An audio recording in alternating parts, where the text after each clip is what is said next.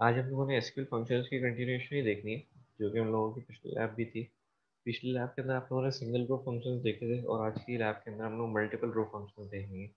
जो दो main categorisation है जिसका आप लोगों ने वीडियो लेक्चर में भी सुना होगा, दैट इज एसक्यूएल फंक्शंस की, वो सिंगल रो फंक्शंस है और मल्टीपल रो फंक्शंस है।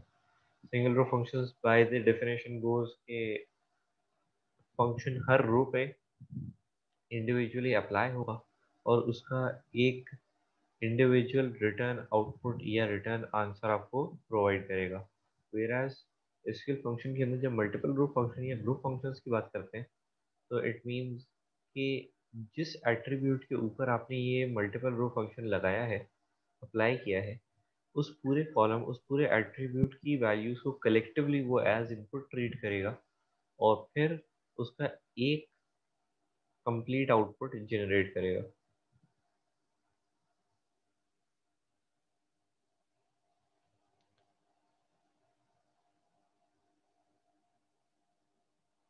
यहाँ तक की बात क्लियर है? मल्टीपल रो फंक्शन और सिंगल रो फंक्शन का डिफरेंस समझ में आ गया? यस। अच्छा, जब मल्टीपल रो फंक्शन की हम बात कर रहे होते हैं, तो मल्टीपल रो फंक्शन ऐसे कौन से फंक्शन होते हैं जो हमारे पास मल्टीपल रो कहलाते हैं, या ऐसे कौन से, कहाँ ऐसी ज़रूरत होती है जब हमें कलेक्टिवली रिजल्ट्स की ज़रूरत होती है? तो एवरेज एक ऐसा फंक्शन है जो हम लोगों ने लैब नंबर 1 के अंदर भी देखा था, जिसके अंदर वो पूरा का पूरा सैलरी का कॉलम एज इनपुट ट्रीट कर रहा था और फिर एक सिंगल आउटपुट रिटर्न कर रहा होता है। ऐसे ऐसी जगहों पे जहाँ पे आपको कलेक्टिवली सेम आर्ग्यूमेंट यानी कि सेम एट्रीब्यूट के ऊपर मल्टीपल वैल्यूज को कंबाइन करके एक आंसर की जरूरत होती है, वहां पे हम मल्टीपल रो फंक्शंस यूज कर सकते हैं। अब इसकी सबसे आसान एग्जांपल जो है ना, वो ये है, आपके पास एवरेज का फंक्शन है, आपके पास काउंट का फंक्शन है, आपके पास मिनिमम मैक्सिमम का फंक्शन है, जो कि मल्टीपल वैल्यूज के अंदर से, लेकिन आउटपुट इसका एक सिंगल रिटर्न आउटपुट दे रहा होता है। तो ऐसी जगहों के ऊपर जो फंक्शंस हम लोग यूज करते हैं, that are known as multiple row functions. ठीक है, यहाँ पे 5 फंक्शंस गिवन है।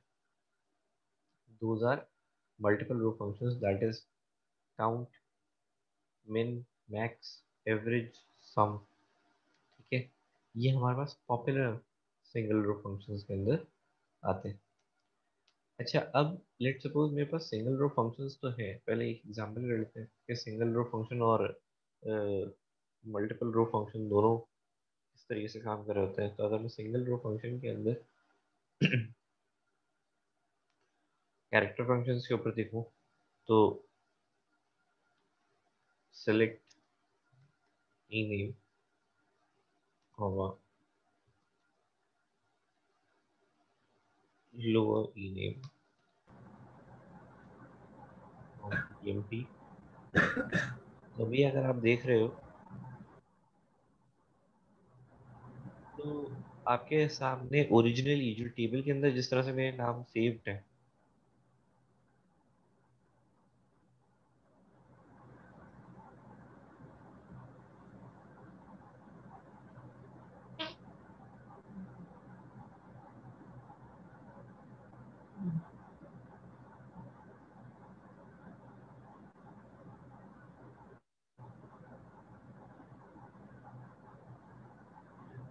ओरिजिनली जैसे मेरे पास टेबल के अंदर नाम सेव थे जैसे स्मिथ था, तो यहाँ पर बराबर में मैंने जब लोअर अप्लाई किया एम्प्लॉय नेम के एट्रीब्यूट के ऊपर, तो मेरे पास हर नाम, मेरा हर नाम जो टेबल के अंदर सेव था, वो लोअर केस के अंदर जनरेट हो गया।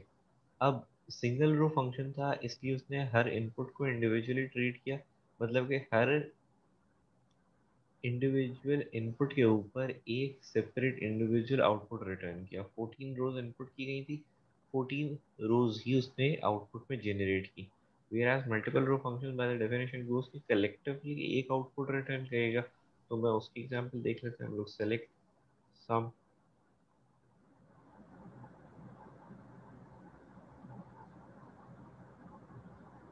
इसने पूरा सैलरी का जो कॉलम है उसको एज एक कलेक्टिवली एक कॉलम के तौर पे ट्रीट किया, तमाम सैलरीज को सम किया, ऐड किया और एक कलेक्टिव आउटपुट रिटर्न किया।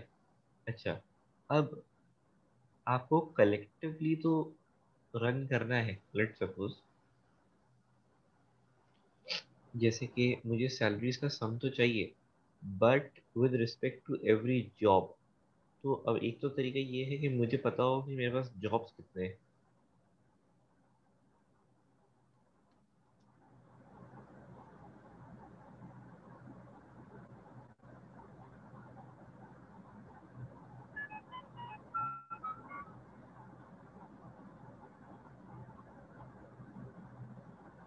और मैं तमाम जॉब्स के लिए सम का फंक्शन वेयर के क्लॉज के साथ इम्प्लीमेंट करूं, वेयर जॉब इक्वल्स टू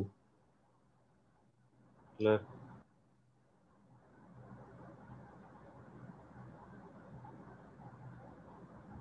और इसी तरीके से मैं तमाम दूसरी जॉब्स के लिए भी मैं एक एक करके करते चले जाऊँ। But on the contrary multiple row functions के साथ एक होता है क्लॉज ग्रुप बाय का, which allows you to segregate between the multiple row functions as well। मैं अगर कैटेगरीज बनाना चाहता हूँ, एक एट्रीब्यूट के ऊपर मैंने मल्टीपल रो फंक्शन लगा दिया जैसे सैलरी के ऊपर, बट अब मुझे जब सैलरीज चाहिए वो विद रिस्पेक्ट टू जॉब चाहिए या with respect to department number चाहिए, तो मैं क्या कर सकता हूँ? I can select, I can make groups with it. Groups कैसे बनते हैं? Select job comma employee number, sorry, job comma sum sal comma EMP group by job. Basically group by के क्लॉज के अंदर आप वो क्राइटेरिया दे रहे होते हो कि जब जब जॉब के एट्रीब्यूट के अंदर वो एलिमेंट्स से अलग एलिमेंट आएगा, तो with respect to that element या with respect to that value आपका एक ग्रुप क्रिएट हो जाएगा। कैसे? अब अगर आप देखो तो मेरे पास मेरी ऑर्गेनाइजेशन के अंदर जो क्लर्क्स हैं मैं उन्हें 4150 रुपये की टोटल सैलरीज दे रहा हूँ। विद रिस्पेक्ट टू सेल्समैन मैं कितनी सैलरीज डिस्पर्स कर रहा हूँ? मैं 5600 डिस्पर्स कर रहा हूँ। और फिर मैं एक प्रेसिडेंट है, ये जितने भी प्रेसिडेंट हैं मैं उनको कितनी सैलरीज दे रहा हूँ? अब लेट सपोज मैं ये भी करना चाहता हूँ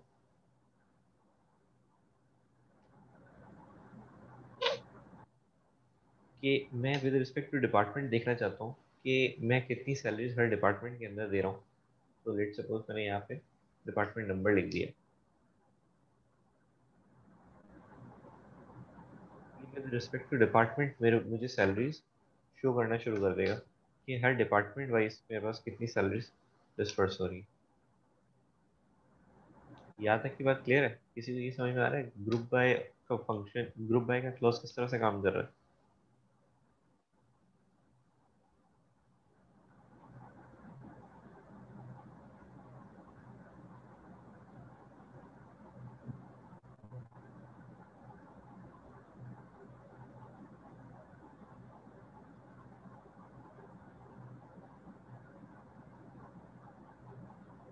क्लियर है बच्चों? बता दो। Yes, sir. Yes, sir.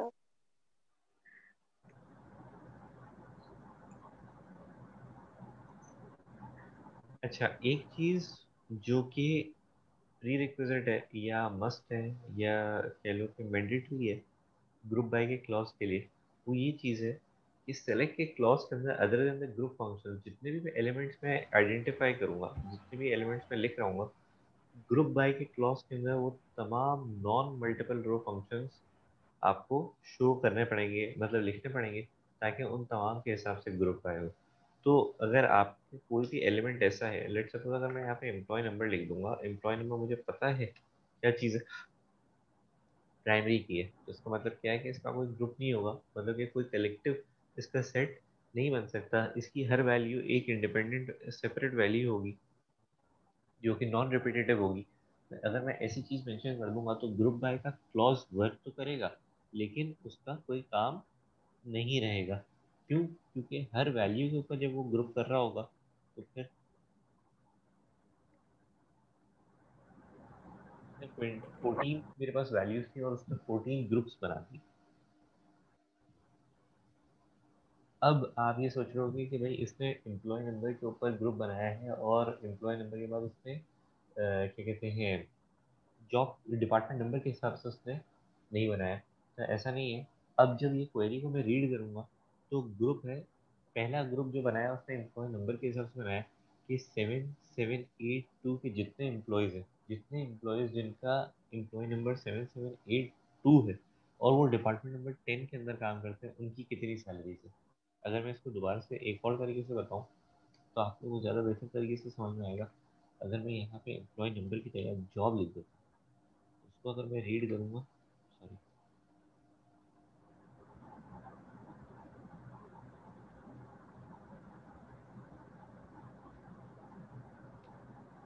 तो अब अगर आप देखो तो यहाँ पे इसने दो एट्रीब्यूट्स के हिसाब से ग्रुप बाय अप्लाई किया। कैसे? ये कह रहा है, अब ये क्वेरी इस तरह से रीड की जाएगी कि क्लर्क, ऐसे क्लर्क्स, ऐसे एम्प्लॉयज़ जिनकी जॉब क्लर्क है और वो डिपार्टमेंट नंबर 10 के अंदर काम करते हैं, उनकी टोटल सैलरीज कितनी है। ऐसे एम्प्लॉयज़ जिनकी जॉब मैनेजर है और वो डिपार्टमेंट नंबर 10 के अंदर काम करते हैं, उनकी सैलरीज कितनी है।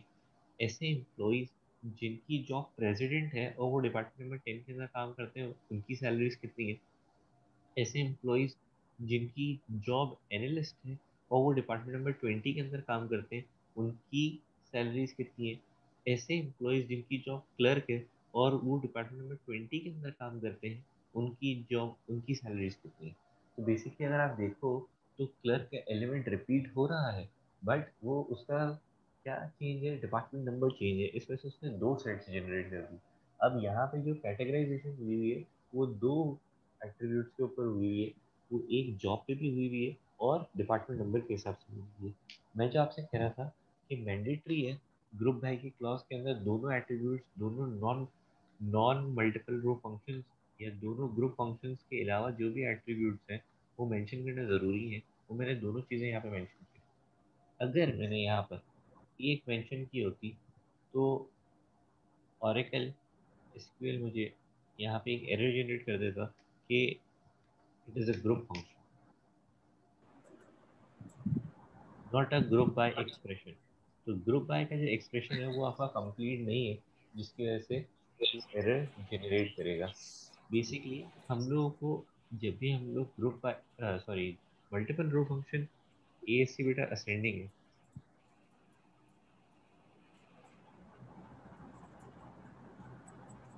ग्रुप बाय का क्लॉज यानी ये सेलेक्ट के क्लॉज के अंदर जो जब भी हम लोग ग्रुप फंक्शन या मल्टीपल रो फंक्शन यूज कर रहे हैं तो हम लोगों को ग्रुप बाय के क्लॉज के अंदर वो तमाम एट्रीब्यूट्स मेंशन करने होंगे जो कि हमारे सेलेक्ट के क्लॉज के अंदर मेंशन।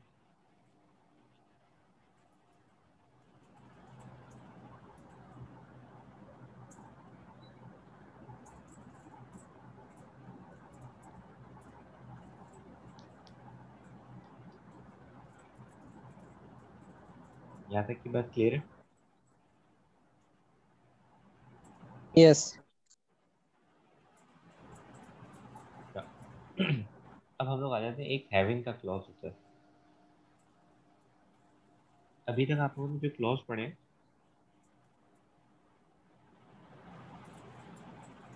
अभी तक आप लोगों ने जो क्लॉज पढ़े हैं, वो आपने एक क्लॉज पढ़ लिया, सेलेक्ट का पढ़ लिया, फ्रॉम का पढ़ लिया, वेयर का पढ़ लिया, ग्रुप बाय का पढ़ लिया, ऑर्डर बाय का पढ़ लिया। आज जो सिक्स्थ क्लॉज हम लोग पढ़ रहे हैं that is having. Having basically एक कंडीशनल क्लॉज है, ठीक है, but it is different from where. अब आप हैविंग यूज कहाँ करते हो और हम लोग वेयर कहाँ यूज करते हैं, दोनों।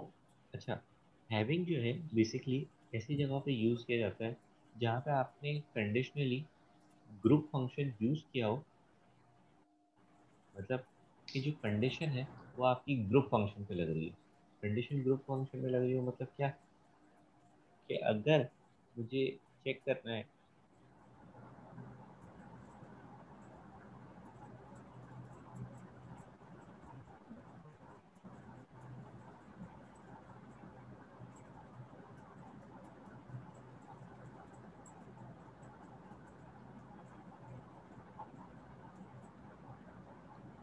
select employee name from EMP.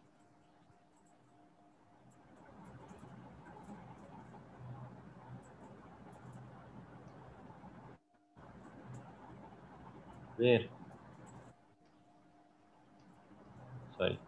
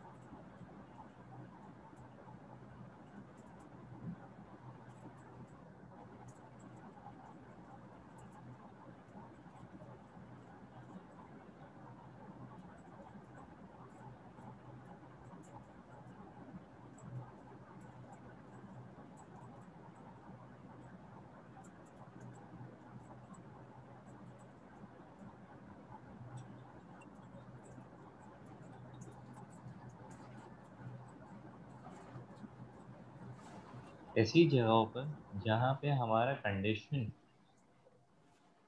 Group by group function के ऊपर अप्लाई हो रही हो, वहाँ पे हमें हैविंग का क्लॉज यूज करना पड़ता है।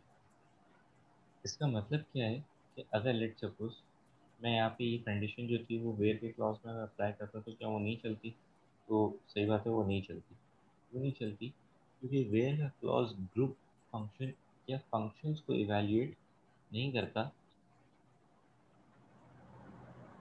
देखो, ऐसे एम्प्लॉय, ऐसे डिपार्टमेंट जिनकी टोटल सैलरी पूरी ऑर्गेनाइजेशन की एवरेज सैलरी से ज़्यादा है,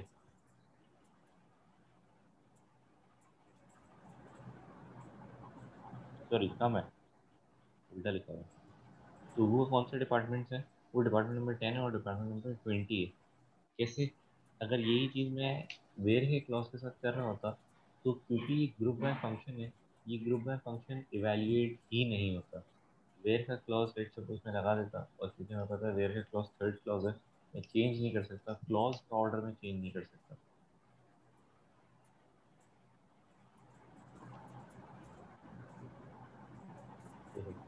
वेयर के साथ ग्रुप बाय फंक्शन इवैल्यूएट नहीं हो सकता, उसका रिटर्न आउटपुट जनरेट नहीं हो सकता।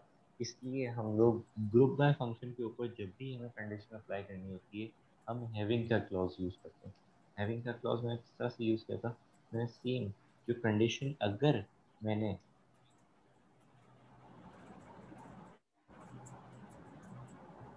मैंने कंडीशन अपने ग्रुप फंक्शन या मल्टीपल ग्रुप फंक्शन के ऊपर अप्लाई किए, तो उसका कंडीशन पार्ट में हैविंग के क्लॉज के अंदर मेंशन कर रहा हूँगा। जबकि अगर मेरी वैल्यूज अगर मेरी कंडीशन किसी वैल्यूज़ के ऊपर है तो वो मैं अपना सिंपली वेयर के क्लॉज के अंदर मेंशन कर सकता हूँ। आप एट्रीब्यूट्स ग्रुप बाय के अंदर विद रिस्पेक्ट टू रिक्वायरमेंट आप चेंज कर सकते हो उनका ऑर्डर। बट अगर क्लॉजेस की बात की जाए तो क्लॉज हमारे पास हमेशा सेम ऑर्डर के अंदर यूज़ किए जाते हैं। मैं सिर्फ और सिर्फ for the sake of convenience या सेफ फॉर एग्जाम्पल लिख रहा हूँ यहाँ पर। ये क्वेरी का सिंटेक्स नहीं है। ये देखो, first clause, second clause, third clause के ऊपर हमारा वेयर आता है। फोर्थ में हमारे पास ग्रुप फंक्शन आते हैं, ग्रुप आता है। और फिफ्थ में हमारे पास हैविंग का क्लॉज आता है।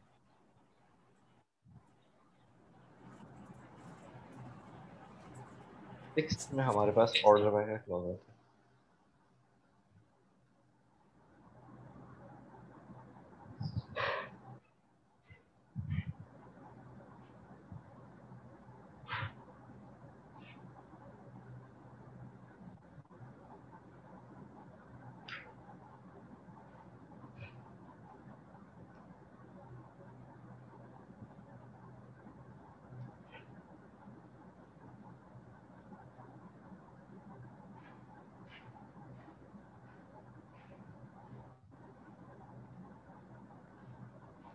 सही है। अगर ये मैं दो डबल डैश मेंशन कर रहा हूँ, it means it is a comment. सही है, it will have no effect on query.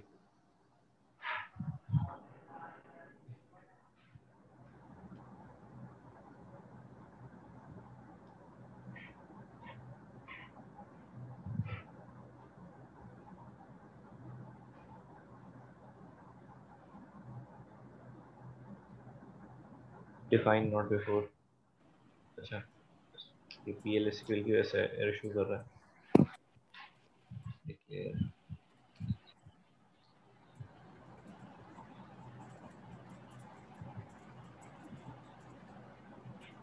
Comment हम लोग PL/SQL के अंदर डिक्लेयर कर सकते हैं, नॉर्मल क्वेरी के अंदर एसक्यूएल प्रॉम्प्ट के ऊपर उसको मेंशन नहीं कर सकते। Group by department number.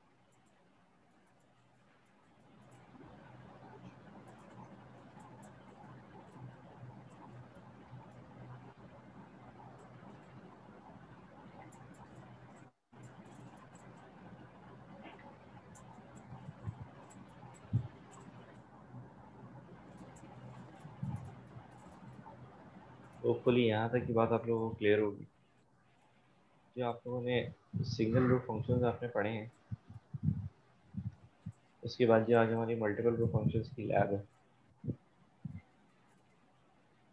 उसके अंदर यही चार चीज़ें हम लोगों ने देखनी थी। एक हम लोगों ने ग्रुप बाय का क्लॉज देखना था, एक हम लोगों ने हैविंग का क्लॉज देखना था, और थर्ड चीज़ जो हमारे पास थी वो हमारे पास कौन से ऐसे मल्टीपल रो फंक्शन मिला के मंगवा। वो देखना। यहाँ तक किसी बात के अंदर किसी को कोई इशू है तो बता दो।